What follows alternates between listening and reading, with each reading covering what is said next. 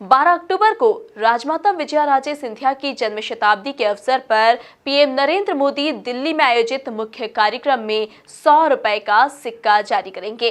इस अवसर पर ग्वालियर में आयोजित कार्यक्रम में मुख्यमंत्री शिवराज सिंह चौहान शामिल होंगे। देखिए खास रिपोर्ट।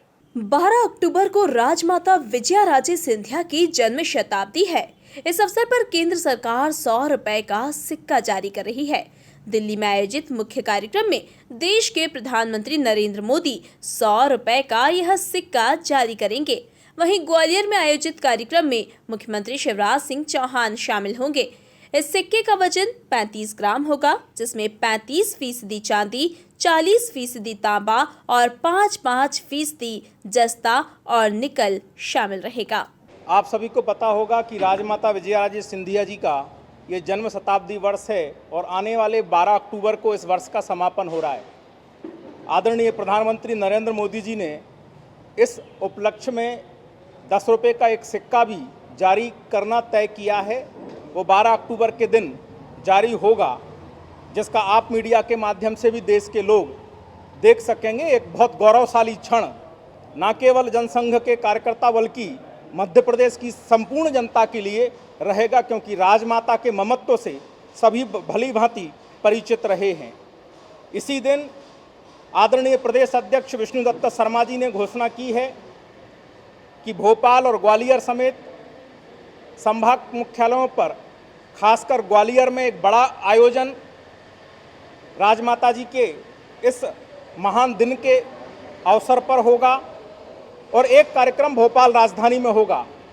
भोपाल में स्वयं प्रदेश अध्यक्ष आदरणीय विष्णुदत्त शर्मा जी उपस्थित रहने वाले हैं और ग्वालियर में मुख्यमंत्री आदरणीय शिवराज सिंह चौहान जी, राज्यसभा सांसद और वरिष्ठ नेता आदरणीय ज्योतिरादित्य सिंधिया जी, तमाम बाकी वरिष्ठ नेतागण वहां उपस्थित रहेंगे।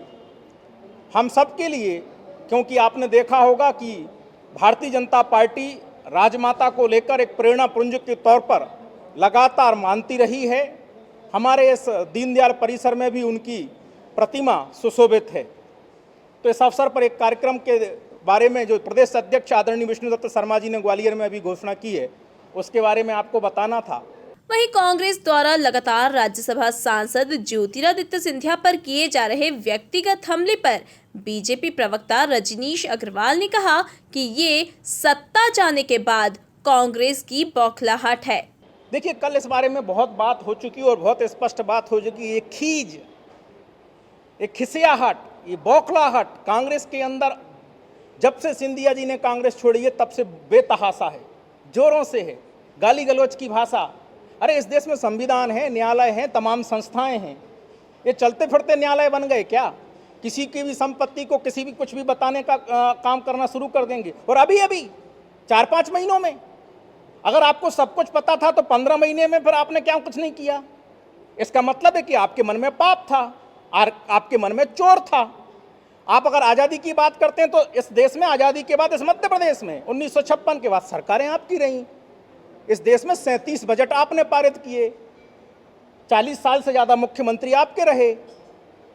तो मुझे लगता है कि कांग्रेस को ये गाली गलौज की भाषा, ये ऊट पटांग भाषा, दिवंगत नेताओं को अपमानित करने वाली भाषा, श्रद्धेय राजमाता और श्रद्धेय माधवराव सिंधिया जी को अपमानित करने वाली भाषा, जिसने जीवन दिया माधवराव सिंधिया जी ने कांग्रेस के लिए, जो कहते हैं कि सोनिया जी के परिवार राष्ट्रीय अध्यक्ष हैं इसलिए उनका नाम ले रहा हूं, उनके पारिवारिक मित्र हैं, उनके बारे में आप शब्द अपमान, जो कुछ समय पहले श्रद्धा सुमन अर्पित करते हैं, कुछ दिन पहले दिग्विजय सिंह जी उनकी तारीफ में कसीदे करते हैं सार्वजनिक तौर पर, और उसके बाद में क्या?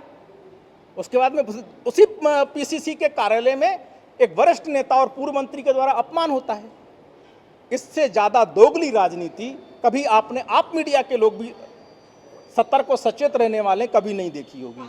बता दें कि हर साल ग्वालियर में राजमाता विजयाराजे सिंधिया की छतरी पर बीजेपी भव्य आयोजन करती है।